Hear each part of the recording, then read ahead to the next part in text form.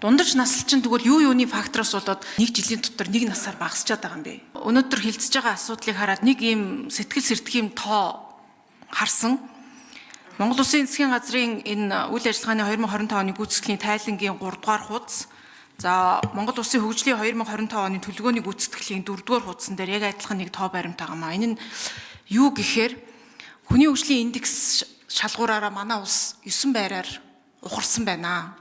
Тэр дундаа маш улаан дохио өгсөн нэг тоо болвол Монгол Улсын хүний хөгжлийн индекс дотор дундаж наслалт 72.7-оос 1 жилийн дотор 71.7 нас болж буурсан нас баралтын төвшин архаг өвчин осол гэмтэл амьдралын хэв маягтай холбоотой эрсдлүүд бодлогын түвшинд бүрэн шийдэгдээгүй байна гэсэн ийм дүгнэлт гарсан байгаа. Тэгээ тоо бол биднэрт худлаа хэлэхгүй. Би энэ тоог хараад эн чи одоо 2024 онтой харьцуулахад бүхэл бүтэн 1 насаар Монгол улсын хүн амын дундаж наслалт буурсан байгаа нь нэгдүгээрт манай улс дайн дажинтай улс биш. Хоёрдугаар цар тахал гараагүй. Ийм нөхцөлд ингэж буурч байгаа нь энэ одоо үнэн үү гэд үндэ бас нүдэндээ итгэж чадаагүй. Гэтэ яалтчгүй энэ одоо тайлан дээр бол хоёрч тайлан дээр орсон байна. Энэ бидний хувьд бол маш том улаан дохио болж байгаа. Хөгжлийн бодлогын хувьд. Энэ бол зүгээр нэг эрүүл мэндийн статистик тоо биш ээ. Монгол улсын хөгжлийн бодлого хаашаа явж гин гэдэг дээр улаан том ийм дохио болж байгаа гэдгийг хэлмээр байна. Тэгээ энэ дээр уг нь бас асуумаар байгаа.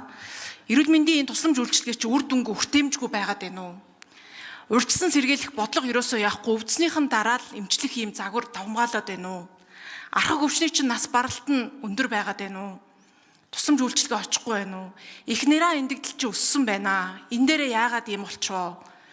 Тэгээ улс төрчдийн хувьд бид нар энэ танхимд юу хэлэх ёстой вэ гэхээр энэ ерөөсөө өөрөө нэгдүгээр бидний хүний хөгжлийн бодлого чинь байгаа онохгүй явсаар байна. Тэр чинь энэ тоон дээр ингэж гарч байна. Хоёрдугаарт эдийн засгийн өсөлт чинь хүн төвтэй биш байна. Чанарт биш, тоонд суурилсан өсөлт гараад байна. Ийм болохоор энийгээ бид нар бас маш сайн анхаарах хэрэгтэй байна гэж хараад байгаа. Тэгэхээр энэ дээр одоо эрүүл мэндийн яам юм уу төрийн нарийн хариулах бах энэ Монгол хүний дундаж наслалт бүхэл бүтэн 1 насаар багассан байгаа нь юунаас үүдэж байгаа юм бэ? Би зүгээр тоо баримтуудын жоохон шалгаж үзсэн л дээ. Тэгэхээр эхнэрээ эндэгдэл нэлээд өндөр болцсон байна. Юунаас болж байна? За бодит байдал бол яг эрүүл мэндийн тусламж үйлчилгээ үнэхээр хүртээмжгүй байгаа. Санхүүжилтийн буруу загварт орцсон байгаа. Дээр нь үнэхээр бид нар Монгол улсын хувьд нийгмийн эрүүл мэндийн бодлого дээрээ урьдчилан сэргийлэх бодлогыг хийж чадахгүй байна.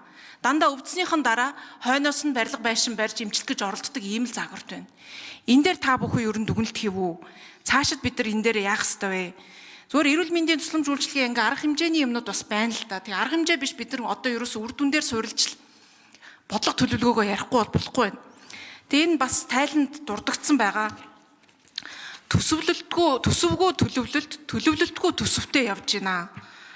Бүхэл бүтэн 327 арга хэмжээг бид нар 2025 оны хөгжлийн төлөвлөгөөн дээр тавьсан боловч төсөв дээр зөвхөн 3.1 буюу 3.2 буюу 200 гаруй дээр 107 дээр нь ямарч төсөл арга хэмжээнд дээр нь санхүүжилт тусгадаагүй байна.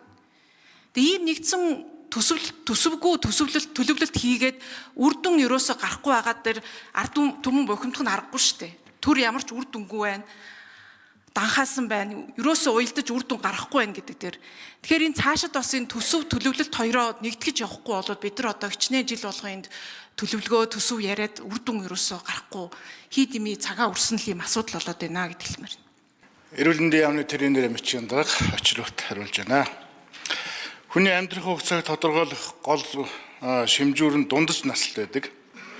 Төрөлсөлтөөс тооцсон дундаж наслт 2024 онд улсын хэмжээнд 70.8, сүүлийн 10 жилийн дунджаас 1.2. За өмнөх оноос 0.3 жилээр тус нэмэгдсэн байгаа.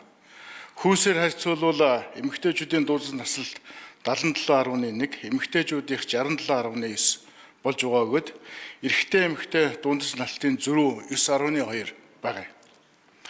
Дундаж насланд таамаглагдах хэмжигчдгүн бөгөөд насны бүлэгдэх нас баралтын коэффициентийг үндэслэн тооцсон тухайн хүний цаашд амьдрах дундаж хугацаагаар тодорхойлогддог. Дундаж наслтыг бол зөвхөн эрүүл мэндийн яамн дээр бас хариулуулж болохгүй. Амьдралын нөхцөл, нийгмийн нөхцөл байдал олон шалтгаан зүйлээс хамаарна гэж ойлгож байна. Тэгвэл энийг эдийн засгийн хөгжлийн яам одоо энэ дээр хэн шалгалт хийж дүгнэлт гаргасан байна хариулах юм уу? Дундаж наслчин тэгвэл юуны фактороос болоод 1 жилийн дотор 1 насаар багасчаад байгаа юм бэ? Энд чинь та бүхэн бол энэ нүүбийн хөгжлийн хөтөлбөрийн энэ бүр индексийг 2025 оны тайлангийн дүнг тавьсан байна шүү дээ. Тэгээ одоо энэ нэг эрүүл мэндийн яам нь болохоор манайх ийм байгаа гэдээ яриад байдаг. Энэ индексээр бол бид нар буурчаад байдаг. Эрүүл урт нас чинь багасчаад байна 1 насаар. Хоёрдугаар чанартай боловсрол чинь дахиад бас 1 пункт орчмоор буурчаад байна. Тэр хүний хөгжлийн бодлого чинь ерөөсөө үр дүн гарахгүй харин ч муудаад байна л гэдэг үзүүлэлтийг энэ тайлан дээр угаасаа дурдсан биш. Энд чи юунаас болж байгаа энэ дээрээ дүгнэлт хийж байгаа мó? Засгийн газрын хяналт хэрэгжүүлэх газрын дарга Батцэг Номин Чимэг гишүүний асуултанд хариулъя. Энэ засгийн газрын 43 дугаар тогтоолоор гаргасан энэ үр дүн гүнлэх журам байгаад байгаа. Тэгээд бид нар яг одоо энэ засгийн газрын хяналт хэрэгжүүлэх газар байгуулагдсанаас хойш 3 жил энэ өмнөх журмаар болоо энэ журмаар үнэлж байгаа. Өмнөх журам бол харьцангуй одоо сайжирч орж ирсэн боловч яг одоо таны асуугаад байгаа энэ факторууд ямар шалтгаан үр нөлөө үзүүлв гэдгийг энэ журмаар үнэлэхэд бас учир дутагдaltaй юм байна. Энэ журам юуг яаж үнэлээд байна гэхээр хөрсөн үр төвшнгөөс суур төвшнгөө хасаад зорилттой төвшнгөөсөө суур төвшнгөө хасаад тэр хоёрыг хооронд хуваангуудаа 100%-аар үржүүлээл ингээд бид нар тоон үнэлгээ гарч ирээд байгаа байхгүй.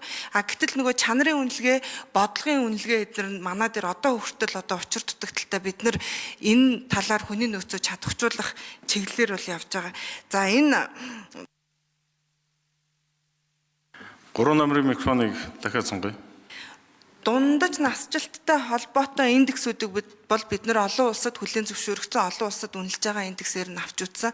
За яамдууд маань саяхан гаргаж байгаа тоонууд бас дотооддоо хэрэгэлдэг тоонууд нь байж магадгүй маа. Биднэрийнх бол нөгөө тэр нүүбийн хөгжлийн индексийг харж үзсэн тоо баг. Дундаж наслалт хорогдсон шалтгаан гэдэг нь шүү дээ. Тийм үү?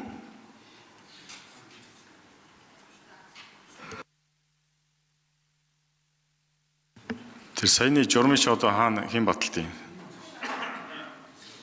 Сайчин баталж байгаа үстэй.